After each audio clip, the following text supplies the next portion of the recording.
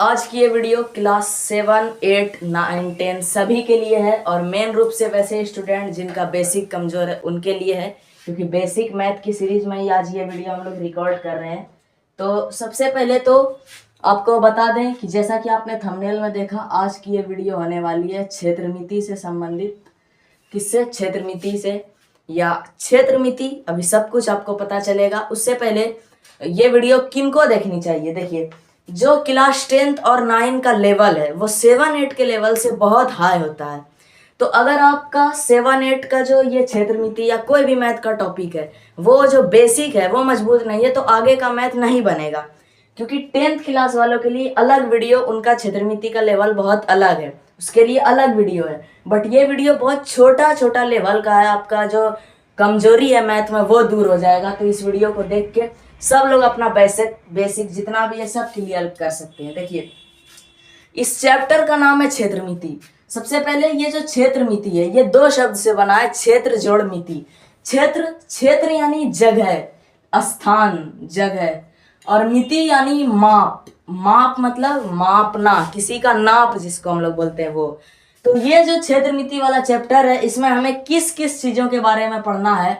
तो मेन रूप से हमें पढ़ना है वर्ग। देखिए ध्यान से, वर्ग क्या होता है ये भी जानेंगे। फिर देखिए पढ़ना है आयत। आयत क्या होता है ये, और एक है वृत्त। ये सभी आकृति 2 डायमेंशनल है, द्विविमीय है, इसे 2D आकृति बोलते हैं, यानी इसका कोई ऊंचाई नहीं होता है। इसी के बारे में पढ़ना है। और जब हम लोग 9th में जाएंगे, 10th में, तो आगे हम लोगों को पढ़ना होता है, इस यही वर्ग बन जाता है घन, क्यूब, और ये जो आयत है ये बन जाता है क्यूबॉइड यानी घनाभ। और जो वृत्त है वो वृत्त ही रहता है, उसका लेवल बहुत हाई हो जाता है, और भी नया नया आकृति आ जाता है, शंकु, बेलन, छिन्नक, गोला, अर्धगोला। तो फिलहाल आप लोगों को टेंशन नहीं लेना, 1, 2, 3 यही 3 आकृति बेसिक है, इसी को पढ़ना है। तो सबसे पहले एक एक करके जानते हैं बहुत ध्यान से। मैंने एक घेरा बनाया, यहाँ देखिए, मान लो ये है एक घेरा, क्या एक 4 किनारा मैंने बनाया। अब एक चीज एकदम बहुत ज्यादा ऐसा बोलो कि पेशेंस रखो, इतना धीरे धीरे पढ़ेंगे तभी समझ आएगा। अगर इतना सा भी स्पीड बढ़ाएंगे तो कुछ समझ नहीं आएगा। और ये वाला जो घेरा होता है, ये जो एक किनारा जिसको हम लोग बोलते हैं किनारा, साइड, SID, साइड। तो ये जो साइड है इसको हम लोग बोलते हैं मैथ की लैंग्वेज में भुजा। क्या बोलते हैं? भुजा। ये चीज एकदम इंपॉर्टेंट है, इसको हम लोग क्या बोलते हैं? भुजा, यानी कि किनारों को हम लोग बोलेंगे भुजा। अब ध्यान से, ये जो किनारा है, ये जो किनारा जहां पर ऐसे मिला, तो यहाँ पे जो कोना आया, 1 कोना, 2 कोना, 3 कोना, 4 कोना, इस कोना को हम लोग मैथ में बोलते हैं कोण। क्या चीज? कोण। को में ओकार को और नो, कोण, ये बोला जाता है कोण। इंग्लिश में इसको बोलते हैं एंगल, ठीक, और इसको साइड। तो ये दो चीज जरूर याद रखना, जो लाइन होता है किनारा वो भुजा, और जो ये कोना होता है उसको कोण बोला जाता है। अब जो ये वर्ग है, ये जो इसका नाम है वर्ग, तो हम लोग वर्ग कैसे पहचानेंगे कि ये वर्ग है?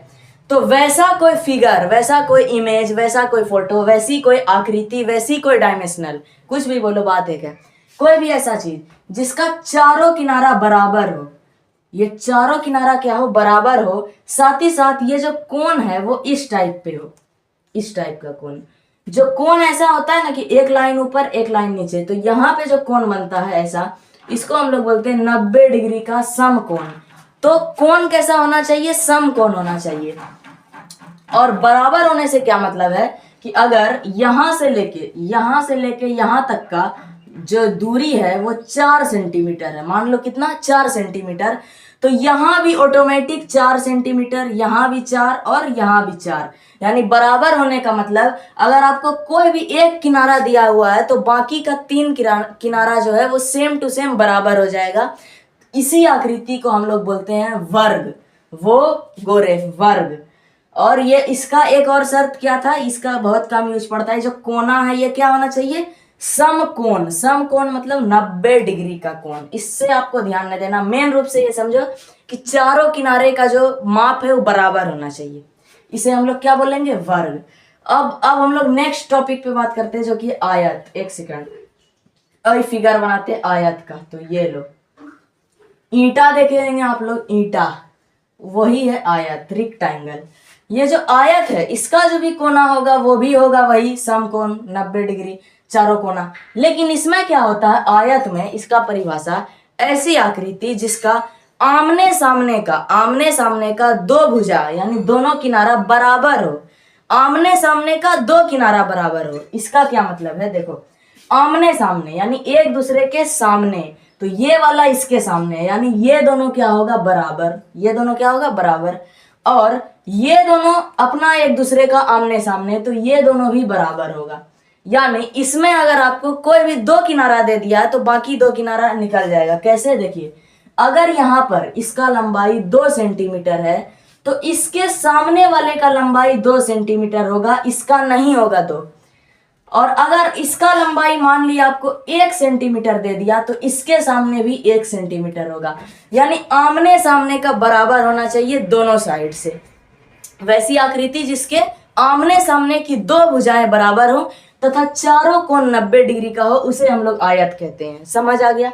और वर्ग किसे कहते हैं, वैसी आकृति जिसकी चारों भुजा बराबर हो, चारों किनारा बराबर हो और कोण 90 डिग्री का हो, वर्ग कहलाता है। होता है ये आगे के क्लास के लिए MVVI बहुत ज्यादा इंपॉर्टेंट है। अगर आप इस दोनों से ज्यादा इस पे आपको फोकस करना, अगर आप अभी से वृत्त को समझने लगे तो आगे बहुत आसान हो जाएगी चीज। तो एक बार समझा जाए, देखिए बहुत आराम से हम लोग समझेंगे, बिल्कुल अच्छे तरीके से समझेंगे। वृत्त, वृत्त मतलब सर्कल यानी ये गोल चीज, क्या गोल, ये देखिए ये हुआ गोल, इसे हम लोग बोलते हैं वृत्त। अब इस गोल का क्या क्या गुण है, मतलब हम कैसे मानेंगे कि वृत्त है, तो एक चीज ध्यान से रखिए। आप कुछ कोण क्या होता है ये आप नहीं समझते, बाद में समझिए। बस ये रट लीजिए कि इसका जो बीच होता है यानी इस सब का जो बीच, इसको हम लोग बोलते हैं केंद्र। इसको हम लोग बोलते हैं केंद्र यानी सेंटर, इसको C, ठीक। और यहाँ इस केंद्र से लेकर ध्यान से बहुत प्यार से, ये जो केंद्र है, ये जो बीच का बिंदु है, इससे लेके वृत्त के किसी भी किनारा पर, ये सब इसका किनारा ही है ना, गोला में कोई भी ये नहीं होता कि 4 होगा कि 2 होगा, टोटल किनारा है। तो उसके बीच के केंद्र बिंदु से लेके उसके किसी भी किनारे पर खींची गई रेखा को हम लोग त्रिज्या बोलते हैं। क्या बोलते हैं, त्रिज्या ही बता रहे हैं, इंग्लिश में रेडियस। तो मान लीजिए केंद्र है, इससे हम एक लाइन खींच दिए, किनारा यानी यहाँ पर, तो ये वाला जो लाइन हो गया, ये जो लाइन हुआ, इस लाइन को हम लोग बोलते हैं त्रिज्या। और इंग्लिश में रेडियस बोलते हैं, इसलिए इसको R, इसको शॉर्टकट में क्या बोलते हैं, R। अब ध्यान से, ये तो हुआ कि केंद्र से खींचेंगे। अब ऐसा नियम जिसमें वृत्त यानी गोला के एक किनारा से दूसरे किनारा, क्या एक किनारे से दूसरे किनारे के बीच में एगो लाइन खींच देंगे, और वो कहीं से भी खींचे, जरूरी ना केंद्र से। मान लिया यहां पर से खींचे और यहां मिला दिए, यानी अगर वो केंद्र को टच नहीं हो रहा है, अगर ये बिंदु को टच हो गया तो दूसरा चीज है। अगर ये बिंदु को टच नहीं हो रहा है यानी एक किनारा से दूसरा किनारा पे कहीं पे भी एगो लाइन खींच देंगे, तो इस लाइन को हम लोग बोलते हैं जीवा, जो दीर्घिकार वा, जीवा और जीवा, क्या बोलते हैं, जीवा। अब एक ऐसा लाइन जो वृत्त के एक किनारा से दूसरे किनारा पर तो खींचेंगे, लेकिन शर्त है कि वो टच होना चाहिए बिंदु यानी केंद्र से। तो हम एक लाइन और खींचते हैं, ये लाइन हम खींच दिए यहाँ से, मान ली यहाँ से एक लाइन खींचे इस किनारा पर, और टच हो गया ये गलती से ये वाले बीच वाले केंद्र से।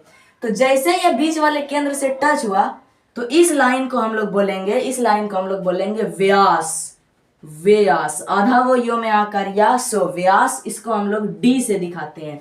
क्यों D से दिखाते हैं, क्योंकि इंग्लिश में इसको डायामीटर बोला जाता है। तो इंपॉर्टेंट है आपका दो चीज, त्रिज्या और व्यास। ये दोनों समझ गए तो 10th क्लास बहुत हल्का है। देखिए अब जो मैंने बताया उसको शॉर्टकट में समझते हैं। एक वृत्त मतलब एक गोल चीज, क्या, एक गोला। उस गोले का कोई बीच होगा, बीच यानी सेंटर होगा, तो जो उस सेंटर होगा उसको हम लोग बोलते हैं केंद्र बोलते हैं। और इस केंद्र से लेकर वृत्त के किसी किनारे पर अगर एगो लाइन खींच दें तो उसको हम लोग बोलते हैं त्रिज्या को इंग्लिश में बोलते हैं रेडियस, इसलिए इसको R से लिखते हैं शॉर्टकट में। और वैसा लाइन जो वृत्त के एक किनारा से दूसरे किनारा तक तो जाता है, लेकिन टच होता है केंद्र को, सेंटर को, तो उसको हम लोग बोलते हैं व्यास। व्यास को इंग्लिश में डायामीटर बोलते हैं, इसलिए इसे डी से दिखाते हैं। लेकिन वैसा लाइन जो वृत्त के एक किनारा से दूसरा किनारा तक तो जाता है, लेकिन वो बीच के सेंटर को टच नहीं करता है, तो ऐसे लाइन को हम लोग बोलते हैं जीवा। क्या बोलते हैं? जीवा। ये जो है ना, बहुत, अब हमको लगता है समझ आ गया होगा। आ गया तो फिर बहुत इजी चीज है। अब एक चीज आपको इंपॉर्टेंट समझना होगा। जैसे हम लोग इस सब को आप पहले लोड कर लिए दिमाग में, लोड है। अब एक नया चीज सीखते हैं।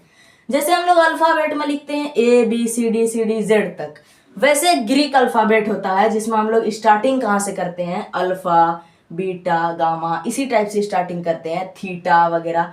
तो उसी के बीच का एक लेटर है पाई। क्या लेटर है? पाई।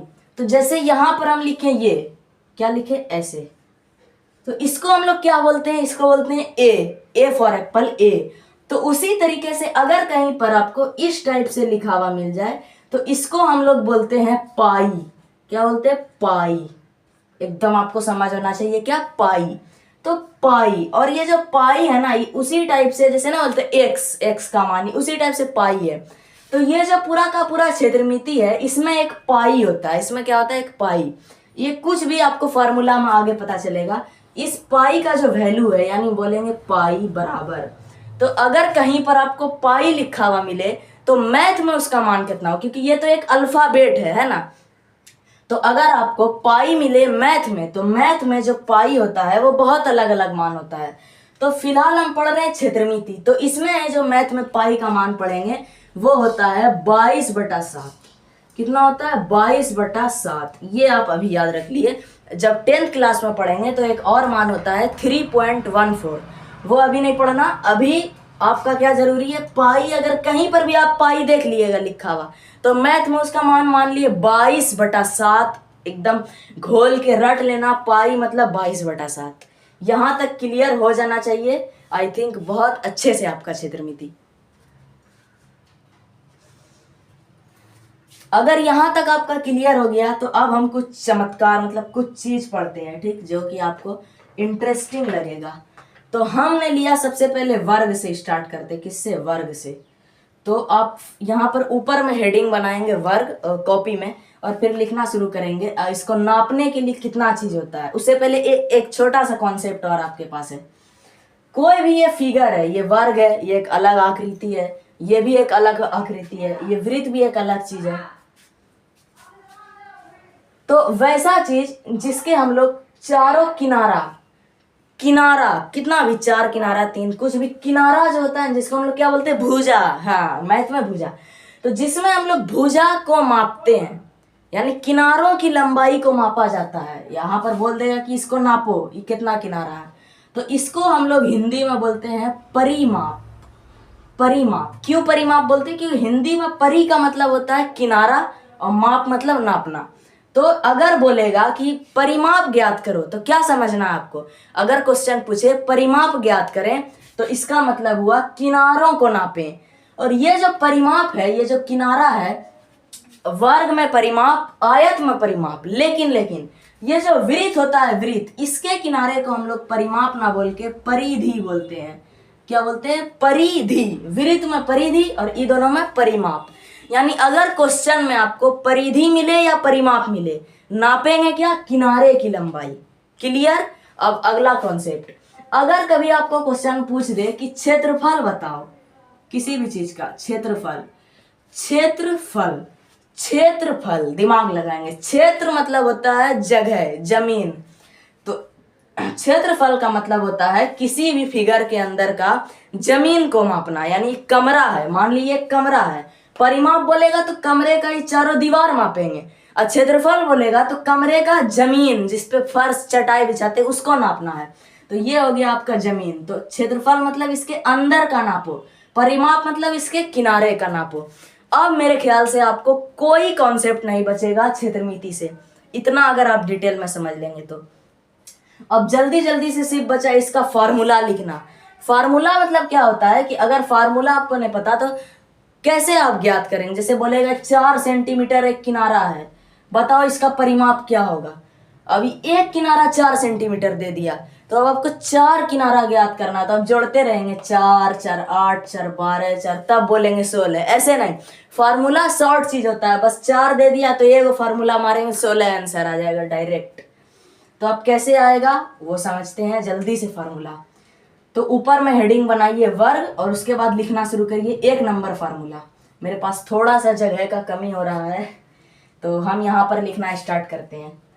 वर्ग, मैं जब बोलूंगा उसको सुन के आप लिख सकते हैं। वर्ग का परिमाप, 1 नंबर, वर्ग का परिमाप बराबर 2 नंबर लिखेंगे हम लोग, वर्ग का क्षेत्रफल, वर्ग का क्षेत्रफल बराबर वर्ग का परिमाप, वर्ग का क्षेत्रफल।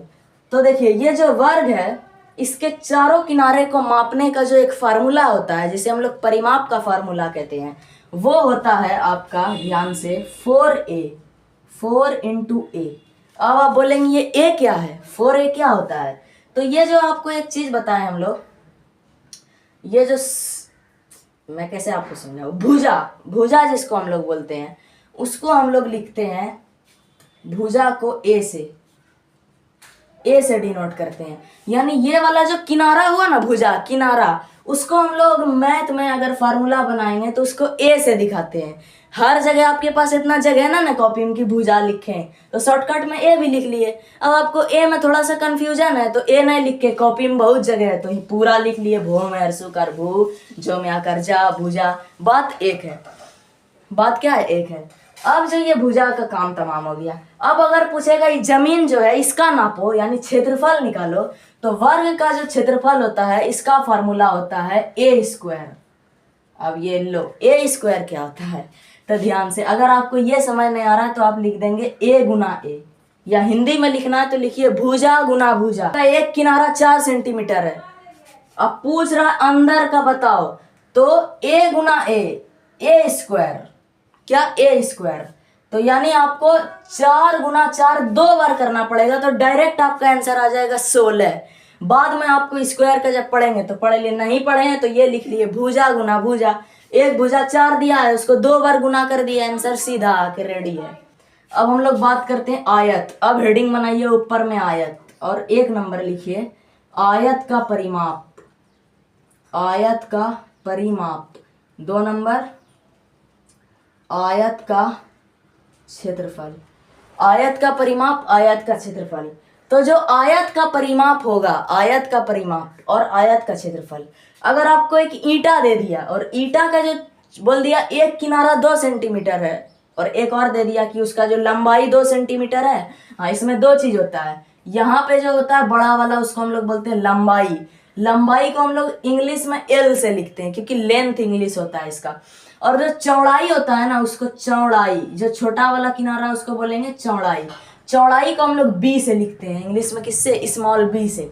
तो अगर आपसे बोलेगा कि आयत में एल और बी यानी लंबाई और चौड़ाई 2 सेंटीमीटर और 1 सेंटीमीटर दिया हुआ है, तो उसका चारों किनारा का बताओ परिमाप। तो उसका जो फार्मूला होता है वो होता है 2 इंटू लंबाई प्लस चौड़ाई, 2 इंटू एल प्लस बी। ये लिखिए जल्दी से। और जो आयत होता है, आयत, उसका जो क्षेत्रफल होता है वो डायरेक्ट होता है लंबाई गुना चौड़ाई, एल इंटू बी, लंबाई गुना चौड़ाई। तो अब इसका क्या है, मान लीजिए 2 सेंटीमीटर का एक आयत है, इसमें अगर आपको बोलेगा कि इसका बीच का जमीन का ज्ञात करो क्षेत्रफल, तो हम डायरेक्ट लंबाई गुना चौड़ाई करेंगे। लंबाई 2 है, चौड़ाई 1 है, तो इसका आंसर आ जाएगा 2। अब पूछेगा चारों किनारा बताओ, तो चारों किनारा बताने के लिए हम लोग क्या करेंगे, देखिए फार्मूला क्या कहता है, 2 इंटू लंबाई प्लस चौड़ाई। तो सबसे पहले 2 रहने देंगे, ब्रैकेट के अंदर में क्या है, लंबाई, लंबाई कितना 2 प्लस चौड़ाई कितना 1, तो 2 और 1 कितना होता है 3। और जब भी ब्रैकेट हटता है तो गुना आता है, ये बात आपको 100% पता होना चाहिए। तो 2 गुना 3 कितना हो जाएगा 6, तो हमारा आंसर आ जाएगा 6। यानी बहुत आराम से हम लोग परिमाप एवं क्षेत्रफल ज्ञात कर लेंगे। ये दोनों आपको बहुत अच्छे से समझ आ जाना चाहिए। अगर अभी आपको दिमाग में थोड़ा थोड़ा मतलब समझ नहीं आ रहा है, तो फिर एक वीडियो जब आएगा कि बहुत सारा क्वेश्चन कराएंगे, तब दिमाग में ऑटोमेटिक चला जाएगा। अब जल्दी से हम लोग वृत्त पे बात करते हैं, इसको लास्ट में बचा के रखें, ये इंपॉर्टेंट है, इस पे फोकस करना है। अगर आपको एक गोल वृत्त दिया है, और बोल रहा है वृत्त में हमेशा आपको जरूरत पड़ता है त्रिज्या यानी आर का, कि इस पूरे गोल के ये जो किनारा है ना, किनारे का लंबाई ज्ञात करो। तो आपको पता है किनारे को हम लोग बोलते हैं परिधि। तो हेडिंग बनाइए ऊपर में कॉपी में वृत्त और लिखिए वृत्त की परिधि बराबर, वृत्त की परिधि का फॉर्मूला होता है 2 पाई आर। आ गया आपका पाई, 2 पाई आर, क्या 2 पाई आर। अब पाई जहां पर देखें मतलब 22/7, कितना 22/7। अब अगर आप पूछे कि ये जो गोला वृत्त है इसके अंदर का जो जमीन है जिसको क्षेत्र बोलते हैं उसका मान, उसका नाप यानी क्षेत्रफल बताओ, तो जो क्षेत्रफल, जो वृत्त का क्षेत्रफल होता है, क्षेत्रफल का जो मान होता है वो होता है पाई आर स्क्वायर।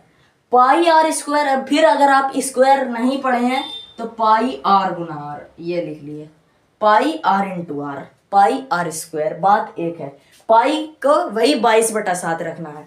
तो यही कुछ इंपॉर्टेंट फार्मूला था, अभी छोटा मोटा बेसिक है, तो इससे ज़्यादा फार्मूला वृत्त में आपको नहीं पढ़ना है, इससे ज़्यादा वृत्त में नहीं पढ़ना है। फिर भी एक स्पेशल वीडियो और लाएंगे तो बहुत अच्छे से क्लियर हो जाएगा। इतना क्षेत्रमिति क्लियर हो गया होगा। Thank you.